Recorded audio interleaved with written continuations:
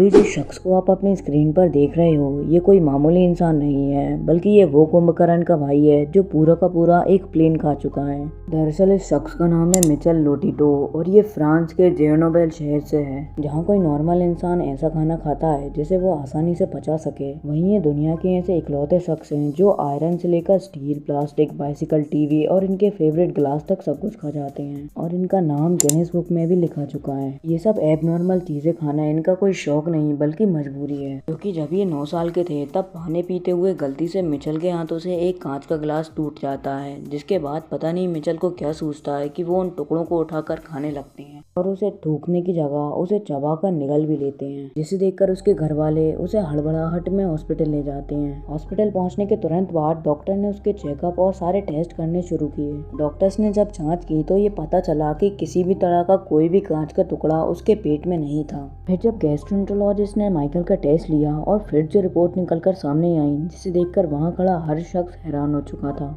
दरअसल मिचेल की stomach line हद से ज़्यादा स्ट्रॉन्ग है और इस कारण ये ज़्यादा एसिड प्रोड्यूस करती है और इस कंडीशन में किसी भी तरह के गिलास या मेटल को आसानी से हजम कर सकती है। डॉक्टर्स के हिसाब से माइकल को एक पीका नाम का साइकोलॉजिकल डिसऑर्डर है, जिसमें इंसान को ऐसी चीज़ों की भूख लगती है जो खाने लायक बिल्कुल भी नहीं होता, जैसे कि ग्लास, मिट्टी, आयरन, स्टील। माइकल ने अपने इस टैलेंट को वेस्ट नहीं होने दिया और इस घटना के 7 साल बाद जब वो 16 साल के थे तब उन्होंने अपना एक शो शुरू किया, जिसमें वो लोगों के सामने बैठकर ऐसी अजीब और गरीब चीज़ खा जाया करते थे जिनके बारे में कोई आम इंसान सोच भी नहीं सकता। इनके मेटल खाने का तरीका कुछ ऐसा हुआ करता था कि पहले ये मेटल के छोटे छोटे पीस करते थे, उसके बाद पानी या मिनरल ऑयल के साथ उसे गटक जाया करते थे। इन्होंने अपनी जिंदगी की सिर्फ पब्लिक अपीयरेंस में 18 बाइसिकल्स, 15 सुपरमार्केट ट्रॉलीज, 6 झूमर, 2 बेड, 7 टीवी सेट, 500 मीटर की स्टील चेन, 15 स्की सेट के साथ पूरा एक कंप्यूटर भी खा चुके हैं। शायद इतना सब कुछ खा जाने के बाद भी मिचेल को अभी तक चैन नहीं मिला था, इसलिए उन्होंने वो किया जिसके कारण आज उन्हें पूरी दुनिया जानती है। दरअसल 1978 में इन्होंने पूरा का पूरा एक प्लेन खाने का फैसला किया। सेस्ना 150 प्लेन खाने में मिचेल को पूरे 2 साल का टाइम लगा।